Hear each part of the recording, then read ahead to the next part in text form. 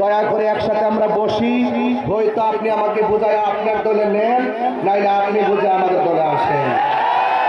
যদি আমরা এক টেবিলে বসতে পারি, এখন আপনারা যে দূরত্ব দেখতেছেন, যদি কেউ কাউকে সরাসরি দেখা করে সালাম দেয়, এই দূরত্ব থাকে না। কেউ যদি কারোর সাথে সাক্ষাৎ হওয়ার পরে কোলাকুলি করে, সেখানে আর দূরত্ব থাকে না। আমাদের দূরত্ব বেড়ে গেছে একমাত্র আমরা অনুপস্থিতির কারণে।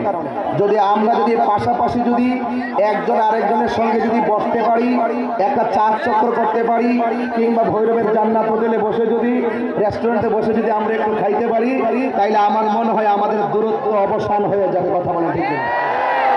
এখন আমাদের দূরত্বের সময় না, এখন সকল ইসলামপন্থীরা ঐক্যবদ্ধ হতে হবে।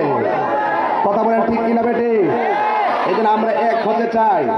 আমাদের চট্টগ্রামে মহিবুল্লাহ বাবন সমস্ত দেশবাসী দূর কাছে দেশ প্রবাস থেকে যে যেখান থেকে দেখবেন আমাদের ভিডিওটা, আসলে আপনারা অনেকে দেশ ও বিদেশে থেকে সোশ্যাল মিডিয়াতে অনলাইনে অফলাইনে জেনেছেন।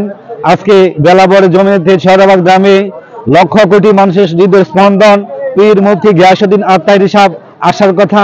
এই শান্তি শৃঙ্খল সুন্নি মহাসম্মেলনের মধ্যে তথাকথিত তৌহিদি জনতা, তারা উগ্রবাদী, তারা আমাদের পীর মুফতি গিয়াসউদ্দিন সাহেব যাতে না আসতে পারে বাধা বিক্ষোভ তৈরি করছেন। অল্প কিছু ছাত্রছাত্রী নিয়ে তারা বিভিন্নভাবে বাধা দেওয়ার চেষ্টা করছে। কথা বলুন ঠিক কিনা? আমরা বলে দিতে চাই, আমরা সুন্নি জনতা হচ্ছে শান্তিপ্রিয় মানুষ। আমরা মামলাতে বিশ্বাসী না, হামলাতে বিশ্বাসী না। আমরা শান্তি শৃঙ্খল মানুষ। আমরা চাই শান্তি শৃঙ্খলা ঐক্যতা, আমরা চাই শান্তি। আমরা তো কোনো কওমি জনতার মাহফিল হলে কাউকে বাধা দেই না, কোনো বিশৃঙ্খলা সৃষ্টি করি না। আপনারা কেন বারবার আমাদের এই অঙ্গনের মাহফিলের মধ্যে, সুন্নি মতাদর্শ মাহফিলের মধ্যে, বিশেষ করে তাহিরি সাহেবের মাহফিলের মধ্যে বাধা দেন কেন? এটা তো রাষ্ট্রীয়ভাবে একটা মানুষের একটা অধিকার, তার মত প্রকাশ করা। আপনি আপনার মতামত প্রকাশ করেন, আমরা আমাদের মতামত প্রকাশ করবো। কথা বলুন ঠিক কিনা?